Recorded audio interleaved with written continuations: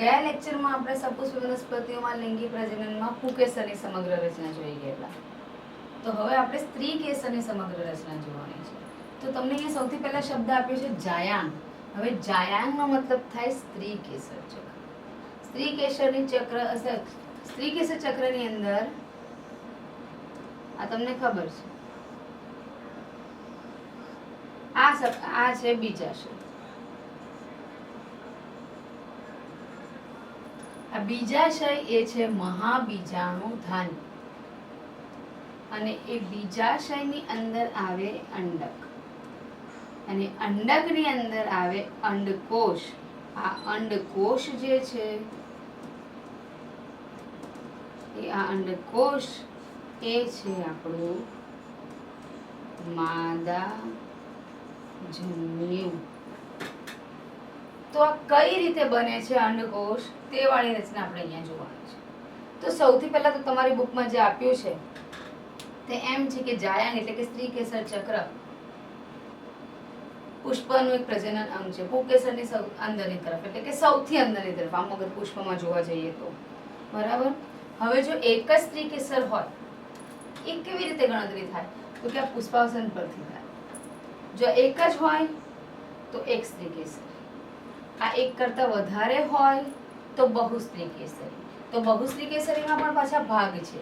જો બે હોય તો દ્વિસ્ત્રી કેસરી, જો બે કરતા વધારે હોય તો બહુસ્ત્રી કેસરી. હવે બહુસ્ત્રી કેસરીમાં પણ પાછું યુક્ત અને મુક્ત વાળી વાત છે. એક કરતા વધારે હશે તો યુક્ત મુક્ત વાળી વાત હશે. જો એક આવશે તો એ મુક્ત જ હોય, યુક્ત હોય નહીં. તો એ કઈ રીતે? તો સમજો કે આ દ્વિસ્ત્રી કેસરી છે, તો આ બે સ્ત્રી કેસર અહીંયાથી ભેગા છે, આ એક જ પરાગનલિકા છે, અને એમાં જે બીજાશય આવશે એની અંદર ફાટ આવશે. તો આ થઈ ગયું યુક્ત દ્વિ સ્ત્રી કેસરી સ્ત્રી કેસર ચક્ર. પરંતુ જો આવું નથી તો શું થશે? તો મુક્તમાં થશે આમ.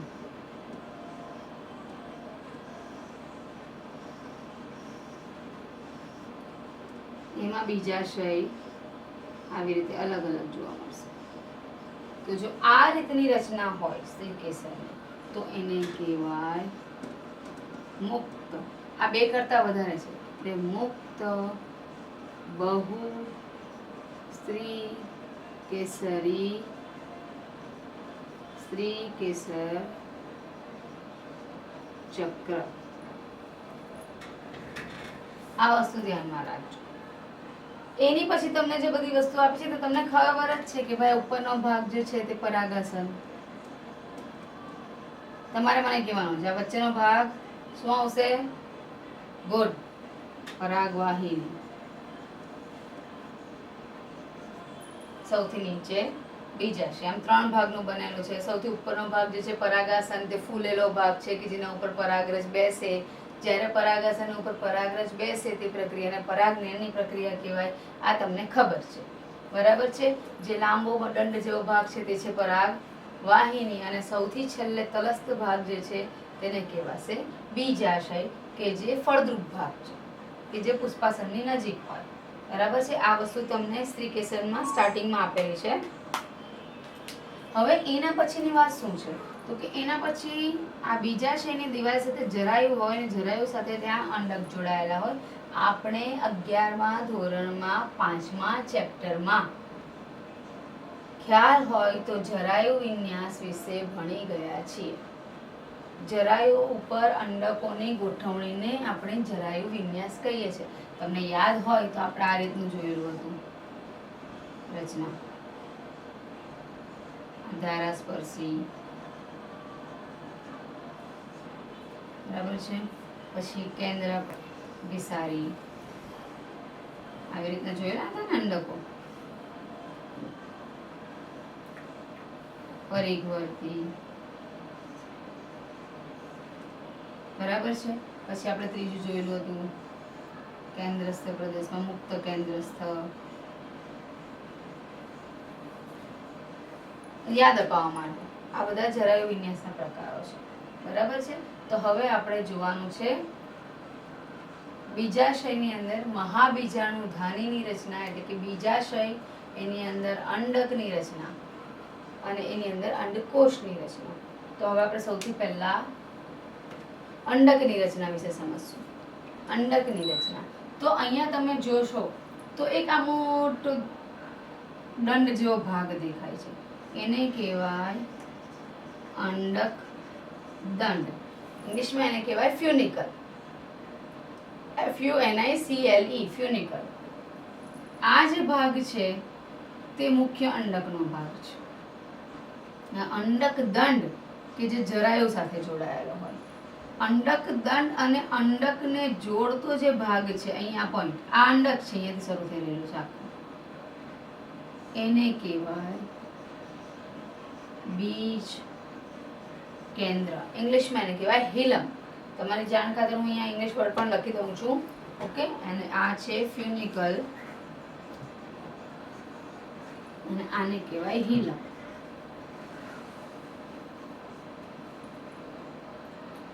હવે આ જે સૌથી અંદરનો ભાગ છે જેને કહેવાય ભ્રૂણપુટ.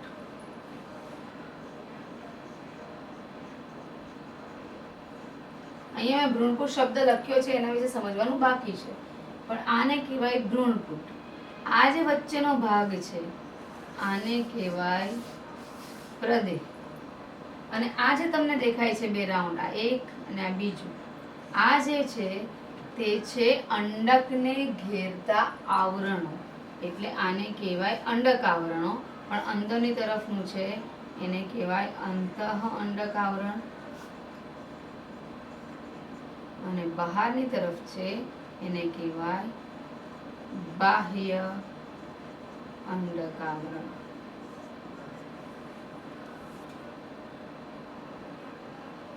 કોઈ પણ ભ્રૂણપોટ એ અંડક આવરણોથી ઘેરાયેલો હોય. એક અંડક આવરણો એક કે બે હોઈ શકે. જો બે હોય તો અંતઃ અને બાહ્ય વાળી વાત આવે, જો એક જ હોય તો એક જ અંડક આવરણ લખાય. હવે આપણે આગળ જઈએ તો તમને અહીંયા એક છિદ્ર જેવી રચના દેખાય છે, બરાબર છે. તો એને કહેવાય અંડ છિદ્ર,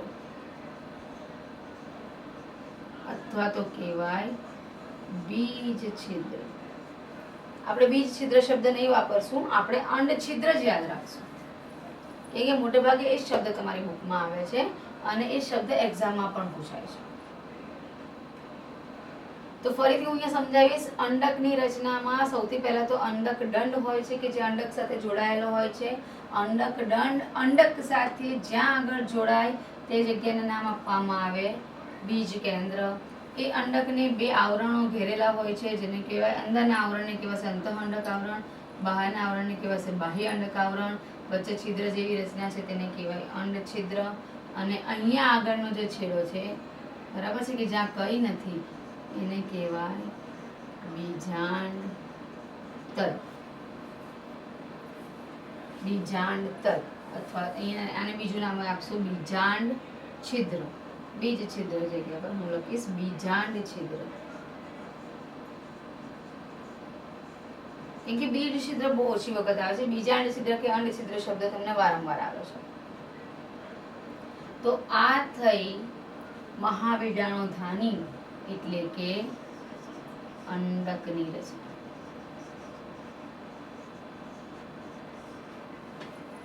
અચ્છા, તમે જો આકૃતિમાં જુઓ અહીંયા તો આકૃતિ 2.7, જેમાં પહેલી છે એ સ્ત્રી કેસર દર્શાવતું જાસૂદનું વિચ્છેદિત પુષ્પ. જાસૂદ આપણે બધાએ જોયું છે, જાસૂદમાં સ્ત્રી કેસર કઈ રીતનું છે તે આપણને બધાને જ ખબર છે. બી તમને જે ભાગ આપેલો છે તે છે અફીણનું બહુ સ્ત્રી કેસરી. વધારે પણ સ્ત્રી કેસરો છે, અગર તમે જુઓ ટોચ પર પરાગાસન જે છે એમાં ઘણા બધા પરાગાસન એક સાથે જોડાયેલા છે. એના પછી જે સી છે ચંપાનું બહુ સ્ત્રી કેસરી, મુક્ત સ્ત્રી કેસર છે, એમાં બધા સ્ત્રી કેસરો મુક્ત છે. અને સૌથી છેલ્લે ડી છે લાક્ષણિક ઉદ્ધવમુખી અંડકનો રેખાંકિત દેખાવ. તમને જે આકૃતિ આપી છે એ મેં આમ ઉલટી દોરી છે, બીજો કોઈ ફરક નથી, કેમ કે પછી તમને ભ્રૂણપુટનો જે વિકાસ દેખાવાનો છે તે આ જ રીતની આકૃતિમાંથી બતાવવાના છે પાછા.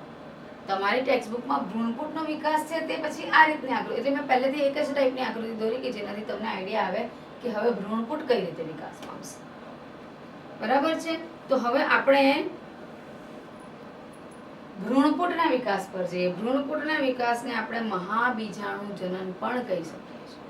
બરાબર છે. ચાલો તો હવે આપણે આગળ જઈએ. મહાબીજાણુ જનન. તો મહાબીજાણુ જનન એટલે શું? તો કે મહાબીજાણુ માતૃકોષમાંથી, જેમ આપણે પુંકેસરમાં જોઈ ગયેલા હતા, લઘુ બીજાણુ માતૃકોષ હતો જે ટ્વાઇસેન હતો, જેમાંથી 4 લઘુ બીજાણુ ઉત્પન્ન થયેલા. એવી જ રીતે અહીંયા પણ એવા કોષો હોય. બરાબર છે. અહીંયા પણ આવા ટ્વાઇસેન કોષો હોય. એ ટ્વાઇસેન કોષોને આપણે કહીશું મહાબીજાણુ માતૃકોષ. એમાંથી મહાબીજાણુના નિર્માણને આપણે શું કહીશું? મહાબીજાણુ જનન. જનન મીન્સ વોટ? જન્મવું, ઉત્પન્ન થવું. બરાબર છે. તો આ મહાબીજાણુ માતૃકોષ જે છે એ પણ આવી રીતે અર્ધીકરણ પામે અને 4 એકકીય મહાબીજાણુ બનાવે. આ 4 એકકીય મહાબીજાણુમાંથી 3 જે છે તે નાશ પામે અને એક જ મહાબીજાણુ એક્ટિવ થાય. એ એક મહાબીજાણુમાંથી જે બને તેને કહેવાય ભ્રૂણપુટ. એટલે સીધી સાદી ભાષામાં અગર આ બીજાશય છે, બરાબર છે, આ બીજાશયની અંદરનો કોષ છે, આ કોષ જે છે તે અર્ધીકરણ પામે, 4N બનાવે. આ 4N માંથી આ 3N નાશ પામી જાય અથવા તો વિઘટન થઈ જાય અથવા તો અવનત થઈ જાય. આ 3 શબ્દ સાચા છે. નાશ પામવું, વિઘટિત થવું, અવનત થવું. અને આ એક જે N બચ્યો છે તે જ આપણો ભ્રૂણપુટ છે. એટલે પ્રદેહની અંદર ભ્રૂણપુટની રચના આ રીતે થાય, જેને મહાબીજાણુ જનન. હજી આપણું મહાબીજાણુ બન્યું છે કે જે માદા જન્યુજનક અવસ્થાનું પ્રતિનિધિત્વ કરશે. માદા જન્યુજનક અવસ્થા. તો હવે આપણે માદા જન્યુજનક અવસ્થાનું કઈ રીતે નિર્માણ થાય તે જોવાનું છે. તો હવે આપણો નવો ટોપિક શરૂ થાય છે માદા જન્યુજનક. તો આપણે જેમ પહેલા જોઈ ગયા તેમ કે મહાબીજાણુ ધાનીમાંથી મેગાસ્પોર મધર સેલ MMC જે 4 મહાબીજાણુ છે, જે 4 મહાબીજાણુમાંથી એક જ જીવિત અવસ્થામાં રહે, જેને આપણે ભ્રૂણપુટ કહીએ. એટલે આ ભ્રૂણપુટ જે છે તે એકકોષીય છે, તો ડેફિનેટલી એની અંદરનો કોષ કેન્દ્ર પણ એકકીય હશે. હવે સમજવા વાળી વાત છે, અંડકોષની જે રચના છે એટલે કે માદા જન્યુની જે રચના છે તે નર જન્યુની રચના કરતા અલગ પ્રકારે થાય છે. નર જન્યુમાં આપણે એક જ વખત વિભાજન કરતા હતા જનન કોષનું.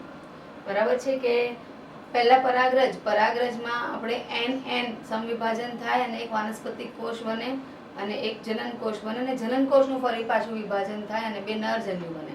એ રીતે આપણે પરાગરજમાં જોઈ ગયેલા હતા, જો તમને યાદ હોય તો. પણ હવે અહીંયા સ્ત્રીકેસર ચક્રમાં એવી વસ્તુ નથી.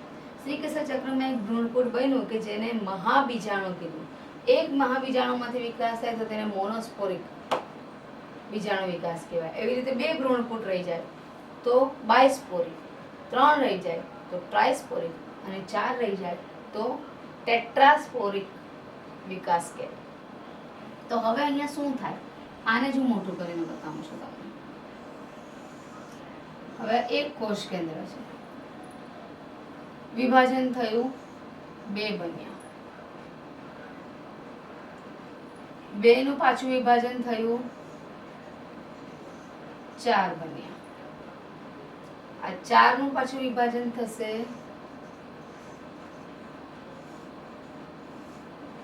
8 બન્યા.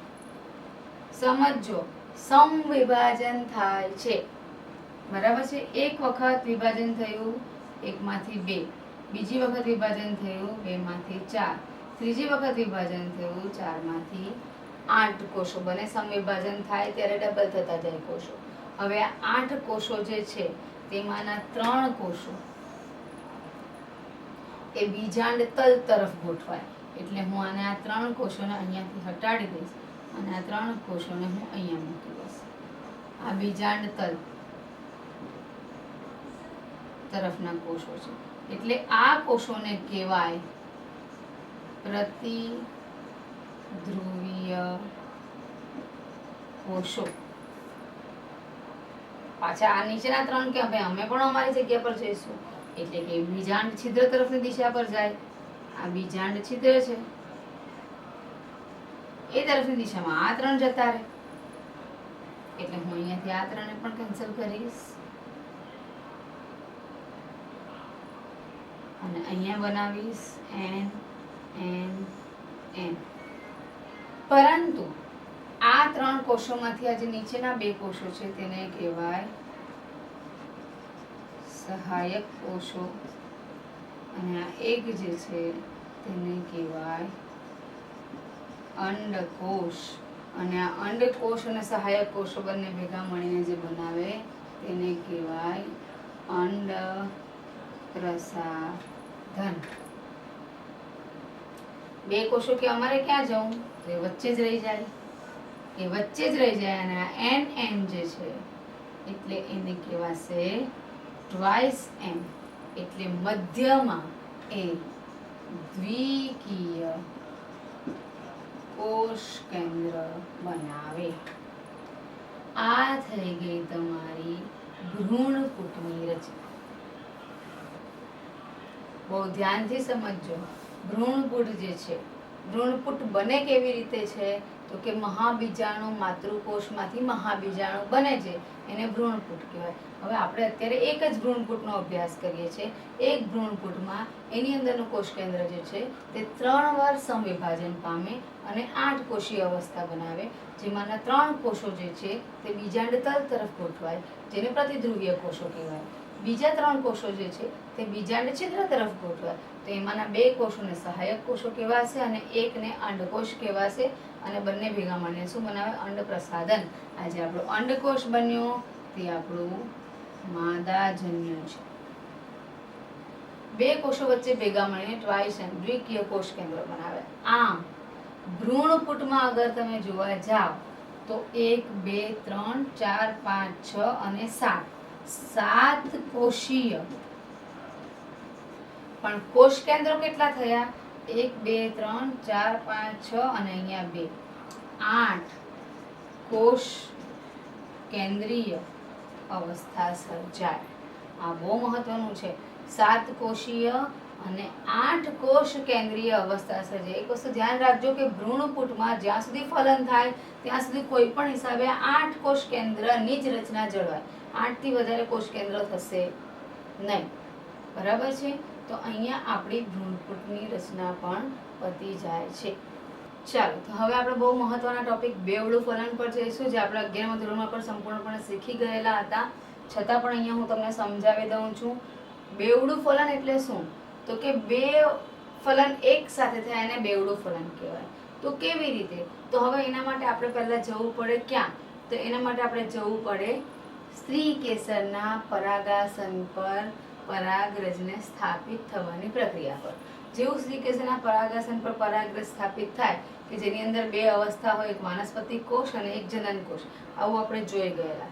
હવે વાનસ્પતિક કોષ અને જનન કોષ જે છે એ જેવી પરાગરજ સ્થાપિત થાય એટલે પરાગ નલિકાનો વિકાસ થાય. અહીંયા આગળ આ બધી વસ્તુઓ તમને ખબર છે. આ છે પરાગ નલિકા. સ્ત્રી કેસરમાં જે છે તે છે પરાગ વાહી. એટલે પુંકેસરના પરાગરજમાંથી પરાગ નલિકાનો વિકાસ સ્ત્રી કેસરની અંદર થાય, એટલે એની સાથે વાનસ્પતિક કોષ અને જનન કોષ પણ અંદર આવે. હવે વાનસ્પતિક કોષ અને જનન કોષ જે અંદર આવે છે એમાંથી વાનસ્પતિક કોષનું વિઘટન થઈ જાય અને જનન કોષ જે છે તે વિભાજિત થઈને 2 નરજન્યુ બનાવે. કેમ કે આપણે એવું જોઈ ગયા હતા લાસ્ટ વિડીયોમાં, જો તમને યાદ હોય તો, કે 60% અવૃતબીજધારી વનસ્પતિમાં દ્વિકીય અવસ્થામાં જ પરાગરજ જે છે તે પરાગાસન પર સ્થાપિત થાય. એટલે સ્થાપિત થઈ જાય એટલે વાનસ્પતિક કોષ અને જનન કોષ બંને અંદર આવે આવી રીતે, અને વાનસ્પતિક કોષ જે છે તેનું વિઘટન થઈ જાય અને આ જનન કોષ એ ફરીવાર વિભાજિત થાય અને 2 નરજન્યુ બનાવી દે. એટલે 2 નરજન્યુઓ બને અને 2 નરજન્યુઓ ધીમે ધીમે પરાગ નલિકા મારફતે બીજ છિદ્ર તરફના છેડે જાય અને એ બંને જે છે તે આ બીજ છિદ્રમાંથી અંદર દાખલ થાય. જેવા બંને નરજન્યુ એ બીજ છિદ્રમાંથી દાખલ થાય એટલે આ સહાયક કોષો જે છે તે વિઘટિત થઈ જાય કેમ કે મેં તમને હમણાં જ વાત કરી કે ફક્ત 8 કોષ કેન્દ્રીય અવસ્થા રહી શકે ભ્રૂણપોષમાં. હવે 2 નરજન્યુ આવ્યા એટલે બંને એન આવ્યા, તો હવે આ 2 એન આવે તો અહીંયા તો 10 થઈ જાય. એના માટે થઈને સહાયક કોષોનું વિઘટન થાય. બીજી પ્રક્રિયા એ પણ છે કે સહાયક કોષના કોષરસ મારફતે જ તે લોકો આગળ વધી શકે, એટલે સહાયક કોષોનું વિઘટન થવું બહુ જરૂરી છે. એટલે હવે અહીંયા એક નરજન્યુ, આ એક નરજન્યુ અને આ એક અંડકોષ, એક નરજન્યુ એક અંડકોષને ફલિત કરે, બરાબર છે, અને આ બનાવી દે ભવિષ્યનું બીજ. ભવિષ્યનું બીજ, બરાબર છે. આપણે એને કહી દઈશું કે પછી એ ભ્રૂણમાં પરિણમે, યુગ્મન જ બનાવે અને પછી એ ભ્રૂણમાં પરિણમે. અંડકોષ અને નરજન્યુ ભેગા મળે, એક માદાજન્યુ ને નરજન્યુ ભેગા મળે એટલે ફલન થાય ને ફલિતાંડ ને યુગ્મન જ. એ બધું આપણને ખબર છે, એટલે હું ફલિતાંડ યુગ્મન જ કંઈ વાપરતી નથી. હું સીધું ભવિષ્યના ભ્રૂણ નિર્માણની પ્રક્રિયામાં એને વાપરીશ. બીજો જે નરજન્યુ જે છે, એ બીજો નરજન્યુ જે છે તે વચ્ચે મધ્યમાં આવેલા દ્વિકીય કોષ કેન્દ્ર સાથે સંયોજાય અને બનાવી નાખે 3n. કેવી રીતે? તો કે અહીંયા 2 n તો છે જ, ઉપરથી આનો એક n આવશે એટલે 3n. પ્રાથમિક ભ્રૂણપોષ કોષ કેન્દ્ર, આનું નામ પ્રાથમિક ભ્રૂણપોષ કોષ કેન્દ્ર. તો બેવડું ફલન એવું નામ કેમ આપ્યું? તો અહીંયા એક નરજન્યુ અંડકોષને ફલિત કરે છે, બીજો નરજન્યુ જે છે તે દ્વિકીય કોષ કેન્દ્રને ફલિત કરે છે. આમ 2 ફલન એક સાથે થતા હોવાથી એને બેવડું ફલન કહેવાય. બહુ ઇઝી થિયરી છે અને એક્ઝામમાં વારંવાર પૂછાય છે, બરાબર છે. ફરી પાછું હું તમને કહીશ કે સ્ત્રી કેસરના પરાગાસન પર પરાગરસ સ્થાપિત થાય એટલે વાનસ્પતિક કોષ અને જનન કોષ પરાગનલિકા મારફતે સ્ત્રી કેસરની પરાગવાહિનીમાં દાખલ થાય. જેવા દાખલ થાય એટલે વાનસ્પતિક કોષનું વિઘટન થઈ જાય અને જનન કોષ જે છે તે ફરી પાછું વિભાજિત થાય અને 2 નરજન્યુ બનાવે. આ 2 નરજન્યુ પરાગનલિકાની સાથે આગળ વધે. પરાગનલિકા જે છે તે બીજ છિદ્ર તરફના માર્ગ તરફ આગળ વધે અને ત્યાં આગળ 2 નરજન્યુઓને મુક્ત કરે. આ 2 નરજન્યુઓ જેવા ભ્રૂણપોષમાં દાખલ થાય એટલે સહાયક કોષો વિઘટિત થઈ જાય. એક નરજન્યુ અંડકોષ સાથે સંયોજાય અને ભવિષ્યમાં ભ્રૂણ નિર્માણની પ્રક્રિયામાં ભાગ લે અને બીજો નરજન્યુ જે છે તે દ્વિકીય કોષ કેન્દ્ર સાથે સંયોજાય અને ત્રિકીય પ્રાથમિક ભ્રૂણપોષ કોષ કેન્દ્ર બનાવે. આ ત્રિકીય પ્રાથમિક ભ્રૂણપોષ કોષ કેન્દ્રમાંથી ભવિષ્યમાં ભ્રૂણપોષનું નિર્માણ થશે. હવે આપણે આ 2 થિયરી જોવાની છે, ભ્રૂણપોષનું નિર્માણ અને ભ્રૂણનું નિર્માણ. ચાલો, તો હવે આપણે ભ્રૂણપોષની રચના પર જઈશું. ભ્રૂણપોષની રચના તમને ખબર છે કે અહીંયા 1 2 ના નરજન્યુ ત્રિકીય પ્રાથમિક ભ્રૂણપોષ કોષ કેન્દ્રનું નિર્માણ થાય. હવે જેવું ત્રિકીય પ્રાથમિક ભ્રૂણપોષ કોષ કેન્દ્રનું નિર્માણ થાય ને એટલે ઉપરના પ્રતિધ્રુવીય કોષો જે છે તે વિઘટિત થઈ જાય. એનું કારણ છે કેમ કે ધીમે ધીમે આ જે ભ્રૂણપોષ બનશે તે આ પરિઘ વિસ્તારમાં ગોઠવાશે. કેમ કે નીચે તો ભ્રૂણ બનશે, એ ભ્રૂણ ધીમે ધીમે વિકસતું જેવી રીતે ભ્રૂણપોષમાં આગળ વધશે એટલે ભ્રૂણપોષે પોતાની જગ્યા ખસેડવી પડશે. એક વસ્તુ ધ્યાનમાં રાખવાની કે વનસ્પતિમાં ભ્રૂણપોષનું નિર્માણ ફલન પહેલા કે પછી થાય જ. કેમ કે ભ્રૂણપોષ એવી વસ્તુ છે કે જે વિકસતા ભ્રૂણને પોષણ પૂરું પાડે. ભ્રૂણ વિશેની રચના આપણે આના પછી જ સમજવાની છે કે કઈ રીતે વિકસતા ભ્રૂણને પોષણ પૂરું પાડશે ભ્રૂણપોષ. પણ પહેલા આપણે અહીંયા જઈએ તો આ થઈ ગયું ત્રિકીય 3n, બરાબર છે. હવે સમજવાની વસ્તુ શું છે કે ભ્રૂણપોષનું પણ હવે આને કહી દેવાશે પ્રાઇમરી એન્ડોસ્પર્મિક ન્યુક્લિયસ, પ્રાથમિક ભ્રૂણપોષ કોષ કેન્દ્ર PEN. હવે એનું સમવિભાજન થાય અને સમવિભાજનને થઈને ત્રિકીય કોષ કેન્દ્ર બને.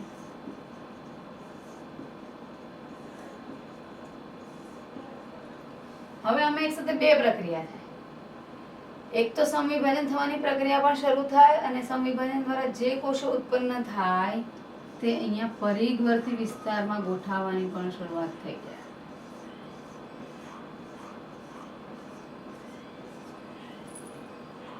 યાદ રાખજો, ભ્રૂણપોષ એ વિકસતા ભ્રૂણને પોષણ પૂરું પાડતી પ્રક્રિયા છે. એટલે આ રીતે 3n આ જે છે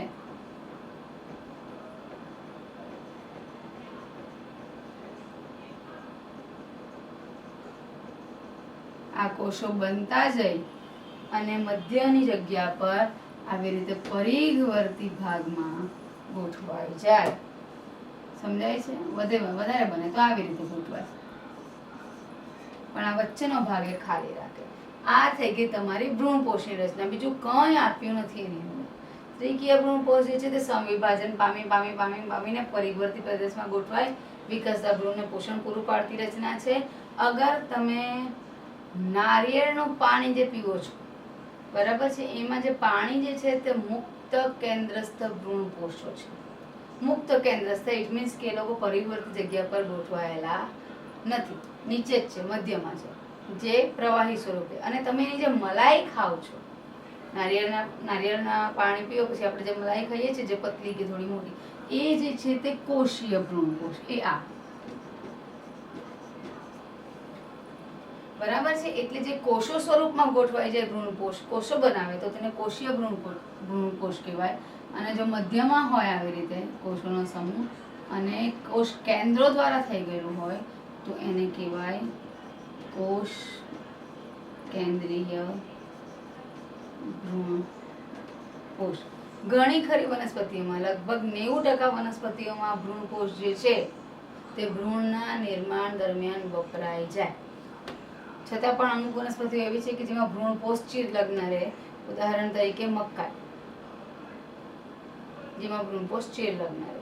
આ વસ્તુઓ તમને અહીંયા આપી છે. ઉદાહરણ પણ આપ્યા છે અહીંયા કે વિકસિત ભ્રૂણ દ્વારા બીજના વિકાસ પૂર્વે ભ્રૂણપોષ સંપૂર્ણ રીતે વપરાઈ જાય. દાખલા તરીકે વટાણા, મગફળી, વાલ, અને બીજમાં જો ચિરલગ્ન રહે, ઉદાહરણ તરીકે દિવેલા અને નારિયેળ. ચિરલગ્ન રહે લાંબો સમય તો દિવેલા અને નારિયેળમાં રહે, બરાબર છે ને, બાકી બધામાં વપરાઈ જાય. અહીંયા આપણી ભ્રૂણપોષની રચના પૂરી થાય છે. હવે આપણે આગળ જઈશું ભ્રૂણના વિકાસમાં.